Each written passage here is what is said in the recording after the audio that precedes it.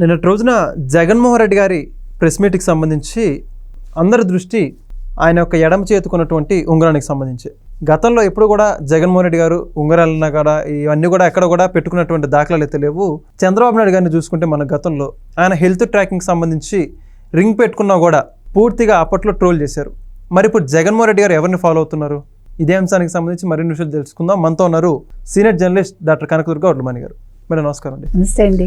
Madam, ఇప్పుడు మనం చూసుకుంటే చంద్రబాబు నాయుడు గారికి హెల్త్ ట్రాకింగ్ సంబంధించి చేతికి ఒక ఉంగరం ఉంటుండో మనందరం కూడా చూస్తూనే ఉంటాం. అనేక సందర్భాల్లో ఆయన కూడా చెప్పుకుంటూ వచ్చారు, హెల్త్కి సంబంధించి ఇది ఎంతసేపు విశ్రాంతి తీసుకున్నాం, ఎలా ఉంటుందని చెప్పేసి తెలుసుకోవడం కోసం రింగ్ అని చెప్పేసి చెప్పుకుంటూ వచ్చారు. అయినా కూడా దానికి సంబంధించి అనేక సార్లు ట్రోల్ చేసుకుంటూ వచ్చారు.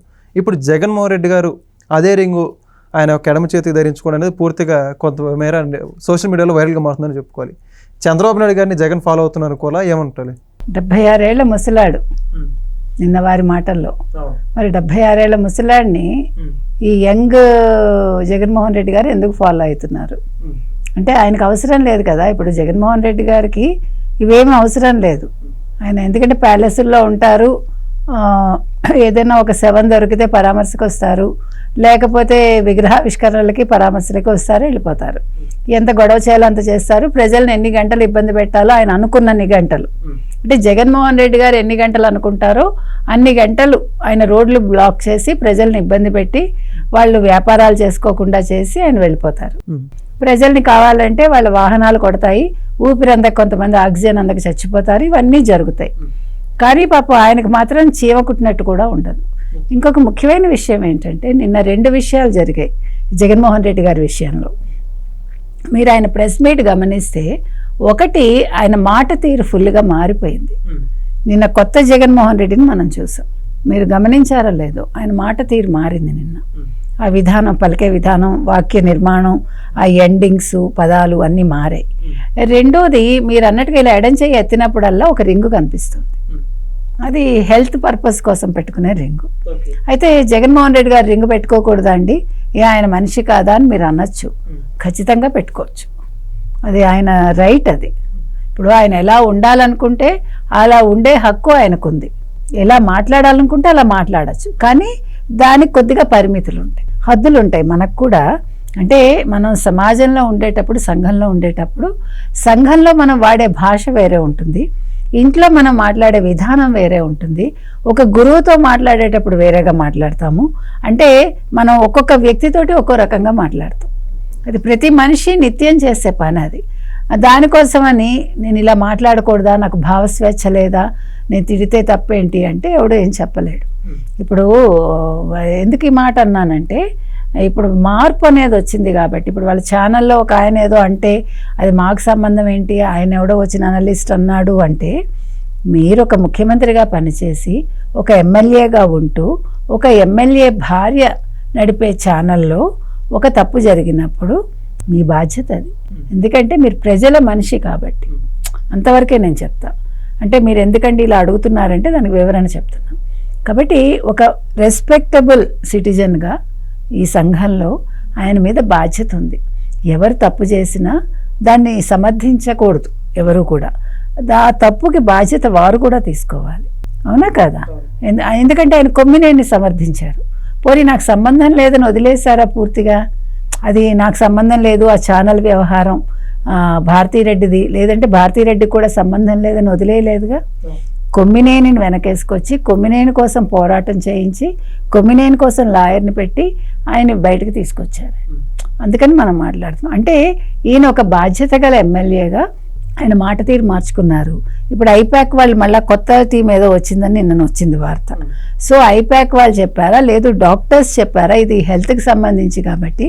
అంటే మీరు ఎందుకండి ఇంత వివరంగా మాట్లాడుతున్నారు అంటే, గతంలో చంద్రబాబు నాయుడు గారు ఇలాగే ఒక రింగ్ పెట్టుకుంటే దాని మీద వైసీపీ చాలా ట్రోల్ చేసింది.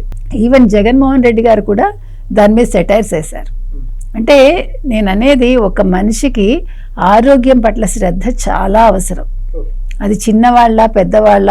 ఈ రోజుల్లో especially before corona, after corona వచ్చాక 30 ఏళ్ల వాళ్ళు, 40 ఏళ్ల వాళ్ళు టపటపా వెళ్ళిపోతున్నారు, పక్షుల్లా రాలిపోతున్నారు, ప్రాణాలు పోతున్నాయి.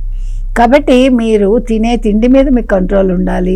మీరు వాకింగ్ చేస్తున్నారా లేదా, అవసరమైతే యోగా చేస్తున్నారా లేదా, అసలు మన బీపీ ఎంతలో ఉంది, కంట్రోల్లో ఉందా, మన షుగర్ లెవెల్స్ ఎలా ఉన్నాయి, మీరు ఆఫీస్లో పనిచేసేటప్పుడు మీ లెవెల్స్ ఎలా ఉన్నాయి తెలుసుకోవటం తప్పులేదు.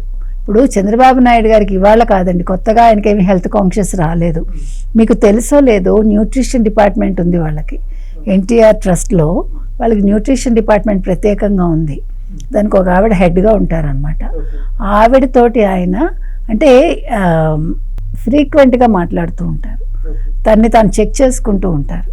ఫుడ్లో డైట్కి సంబంధించి కావచ్చు, జనరల్గా కూడా మీకు ఏంటంటే మీరు ట్యాబ్లెట్స్ వాడకుండా how to control your sugar and BP, దాని మీద ఆ న్యూట్రిషన్ వాళ్ళు సజెషన్స్ ఇస్తారు. మీకు తెలుసో లేదో ఇట్లా ప్యాచ్ లాగా ఏదో పెడతారనమాట మనకి బ్యాక్కి. అది మీకు తెలుస్తూ ఉంటుంది. ఇప్పుడు మీరు ఎంత తిన్నారు, ఏం తిన్నారు, దీనివల్ల మీ లెవెల్స్ ఎట్లా ఉన్నాయి, ఇవన్నీ కూడా తెలుస్తాయి. ఎందుకంటే అది ఆయన బ్రెయిన్ చైల్డ్, అది చంద్రబాబు నాయుడు గారి బ్రెయిన్ చైల్డ్. అది ట్రస్ట్ ఎలా బ్రెయిన్ చైల్డో ఇది కూడా ఆయన బ్రెయిన్ చైల్డ్. కాబట్టి ఇవాళ కొత్తగా ఆయన ఈ ఆరోగ్యం మీద శ్రద్ధ పెట్టట్లా. ఆయన ఆల్రెడీ అది ఉంది. నిత్యం ఆయన చాలా డైట్లో కూడా చాలా సింపుల్ డైట్ తీసుకుంటారు, రెగ్యులర్ యోగా చేస్తారు. ఆయన ప్రతిదీ కూడా తన్ని తాను నియంత్రించుకుంటారు. ఆయన అంటే మన శరీరం మీద నియంత్రణ మనకి చాలా అవసరం ఏ మనిషికైనా. మీరు కొద్దిగా లావ్ అవుతున్నారు అనుకోండి, you have to be careful. అంటే సహజంగా ఒళ్ళు వచ్చిందిలే, నేను ఇంకా వయసులో ఉన్నాను, కాస్త పొట్ట వచ్చిందిలే కాదు. మీకు ఎప్పుడైతే కొద్దిగా పొట్ట వస్తుందో you have to be careful. మీరు అప్పుడు వాకింగ్ మొదలు పెట్టాలి, మీ డైట్ ఏం తీసుకుంటున్నారు, ఎలా తినాలి, ఇవన్నీ చూసుకోవాలి. ఇప్పుడు జగన్మోహన్ రెడ్డి గారు కూడా ఆయన ఫిజిక్ ప్రకారం ఆయన బాగానే ఉంటారు. అంటే ఎక్కడ ఒళ్ళు రావటం కానీ లేకపోతే పొట్ట ఉండటం కానీ అదంతా ఏదీ లేదు. ఆయన ఆ విషయంలో ఆయన ఫిట్గానే ఉన్నారు. మనకి లోపల ఉండే రోగాలు మనకు తెలియదు. ఇప్పుడు అది పెట్టుకున్నారు అంటే ఓకే, జాగ్రత్త కోసం పెట్టుకున్నారా, లేదు డాక్టర్ సజెస్ట్ చేశారా, ఏదైనా షుగర్ వచ్చిందా, బీపీ వచ్చిందా మనకు తెలియదు. దాని గురించి నేను మాట్లాడను. కానీ మనం ఏది కూడా మీకు తెలుసో లేదో ఇళ్లల్లో కూడా ఏం చేస్తారంటే, ఇప్పుడు ఇద్దరు తోటికోడళ్ళు ఉంటారు, లేకపోతే ఇద్దరు అన్నదమ్ములు ఉంటారు అనుకుందాం. వాళ్ళు ఏం చేస్తారు, ఒకడు అన్నగారు ఏదైనా చేశాడని, వీడికి ఏం తెలియదు, ఇలాంటివే చేస్తూ ఉంటాడు, వీడు ఇలాగే ఉంటాడు అంటాడు అని కొద్ది రోజుల పైకి అతను కూడా అన్నని ఫాలో అవుతాడు. ఎందుకంటే ఆ సిచ్యువేషన్ అతనికి వస్తుంది. హోమియోపతి వాడేవాళ్ళని చాలామంది చిన్న చూపు చూస్తారు. మీకు తెలుసో లేదో కరోనా టైంలో ఎక్కువ హోమియోపతి వాడారు అందరూ. తర్వాత ఈ సంప్రదాయాలు పాటించే వాళ్ళని కూడా చాలామంది వెక్కిరిస్తారు. పసుపు చాలా మంచిది. ఇప్పుడు మీకు ఏదైనా ఒక మేకు గుచ్చుకుంది అనుకోండి, లేదా ఒక గాజు పెంకు గుచ్చుకుంటే మీకు డాక్టర్ అవైలబిలిటీ లేదనుకోండి, ఫస్ట్ అక్కడ పసుపు పెట్టేసి మనం వెంటనే కొద్దిగా పసుపు వేసుకొని కొంచెం నీళ్ళు తాగేయాలి. అది యాంటీబయాటిక్గా పనిచేస్తుంది. అంటే నేను అనేది మనం సంప్రదాయాన్ని వెక్కిరిస్తాను తప్ప మళ్ళీ అవసరమైనప్పుడు ఆ వెక్కిరించిన వాళ్ళే పని చేస్తారని చెప్తున్నా. ఇప్పుడు తులసి మొక్కలు పెంచారు. మీకు కరోనా టైంలో కమ్యూనిస్టులు కూడా తులసి మొక్కలు పెంచుకున్నారు. మేము దేవుని నమ్మము అన్న వాళ్ళు ప్రాణాల మీదకి వచ్చినప్పుడు ముడుపులు కట్టారు, గుళ్ళకి వెళ్ళారు. అరుణాచలం వెళ్ళి 14 కిలోమీటర్లు దొంగతనంగా చుట్టేసి వచ్చిన వాళ్ళు ఉన్నారు పౌర్ణమికి. తెలుసా మీకు? నేను ఎందుకు చెప్తున్నానంటే, మనిషి ఒక మాట అనే ముందు, ఒకళ్ళని మనం క్రిటిసైజ్ చేసే ముందు 1-2 సార్లు ఆలోచించుకోవాలి. అది నేను చెప్తున్నాను. అయితే ఇప్పుడే జగన్మోహన్ రెడ్డి గారు అంటే కొంతమేర వినిపిస్తున్న వాదన ఏంటంటే, ఓటమి ఫలితాల తర్వాత వీటన్ని చూసుకుని జగన్మోహన్ రెడ్డి గారికి కొద్దిగా మానసికంగా ఆందోళనకు గురవుతున్నారు, పార్టీ నడిపి మీద భయంగా ఉందని చెప్పేసి, అందుకనే ఆరోగ్యం మీద శ్రద్ధ పెట్టుకొని రింగు దొరికించని చెప్పేసి అంటున్నారు. దాని గురించి అంటారు. ఆయనకి ఇప్పుడేంటి ఆరోగ్యం బాగాలేకపోవడం, ముందు కూడా బాగాలే కదా. ఇప్పుడు మీకు ఆయన 5 ఏళ్ల పాలనలో ఆయన ఎంత శాడిస్ట్గా బిహేవ్ చేశారో అందరికీ తెలుసు. అదేంటంటే వాళ్ళకి పరంపరగా వస్తుందేమో. రాజారెడ్డి రాజ్యాంగం అన్నారు కదా నిన్న, మేము వస్తే రాజారెడ్డి రాజ్యాంగం అమలు అవుతుంది, జగన్ 2.0 మేము వస్తాం, మీ సంగతి తేలుస్తాం అంటేనే అర్థమవుతుంది కదా. మేము రప్ప నరుకుతాం, నరికితే తప్పేంటి? దీన్ని బట్టి ఆయన మెంటల్ స్టేచర్ ఎలా ఉందో మీకు అర్థమవుతుంది కదా. ఇప్పుడు కొత్తగా తెలవటం ఏంటి? జగన్మోహన్ రెడ్డి ఫస్ట్ నుంచి ఇలాంటి వాడు కాబట్టి తండ్రి దూరంగా పెట్టాడు బెంగళూరులో. కానీ ఆంధ్రప్రదేశ్ ప్రజలు కోరి తెచ్చుకున్నారు. ఇంకా నేను అంతకంటే మాట్లాడను. 5 ఏళ్ళు అనుభవించారు. ఇప్పుడు ఏంటంటే ఓడిపోయాక ఆయన ఓటమిని జీర్ణం చేసుకోలేక ఆయనకేదో రోగం తెచ్చుకున్నాడు ఆయన అనుకుందాం, మనకు తెలీదు. అంటే ఖచ్చితంగా నేనేం చెప్పలేను. ఒకవేళ బీపీ పెరిగిందో, షుగర్ పెరిగిందో ఆ కోపంలో మనకు తెలియదు. మీకు టెన్షన్ ఉంటే షుగర్ కూడా వస్తుంది. ఒక్క బీపీయే కాదు, మీకు ఆవేశం వస్తే బీపీ ఒకటే రాదు, షుగర్ కూడా వస్తుంది మనిషికి. సో దానికోసం పెట్టుకుని ఉండొచ్చు. అయితే ఆయన పెట్టుకున్నందుకు కాదు, కానీ ఇంకా మీదట వైసీపీ వాళ్ళు ఏది దృష్టిలో పెట్టుకోవాలంటే, అంటే ప్రతిపక్షమా ఇప్పుడున్న అధికార పక్షాన్ని విమర్శించే ముందు 1కి 10 సార్లు ఆలోచించుకోండి. చంద్రబాబు నాయుడు గారు లాంటి వాళ్ళని అనే ముందు మిమ్మల్ని మీరు పరికించుకోండి, మిమ్మల్ని మీరు అంటే పరిశీలించుకున్నాక ఆయన అండం నేర్చుకోండి. ఎందుకంటే ఆయన వయసుకి ఫస్ట్ గౌరవం ఇవ్వడం నేర్చుకోండి. ఫస్ట్ తల్లిదండ్రులు మీకు నేర్పించలేదా మర్యాద ఇవ్వాలి, మన్నని ఇవ్వాలి, పెద్దవాళ్ళని గౌరవించాలని? ఎందుకు అంటున్నానంటే తల్లి తండ్రి ఫస్ట్ నేర్పించేది అదే మనకి. పద్ధతులు ఏంటి, మనం ఎలా ఉండాలి, పెద్దవాళ్ళతో ఎలా ఉండాలి, గురువులతో ఎలా ఉండాలి. ఒకవేళ అలా వినలేని వాళ్ళు ఎలా ఉంటారంటే జగన్మోహన్ రెడ్డి లాగా ఉంటారు. వినలేని వాళ్ళు, వినని వాళ్ళు ఎలా ఉంటారంటే వైసీపీ వాళ్ళలా ఉంటారు. కాబట్టి ఈ పద్ధతి మార్చుకోమని చెప్తున్నాం. మీకు అన్ని హక్కులు ఉన్నాయండి, you are entitled to anything, everything. కాబట్టి మీరు ఉంగరాలు పెట్టుకోండి, బొంగరాలు ఆడుకోండి, ఇది not a big thing for us.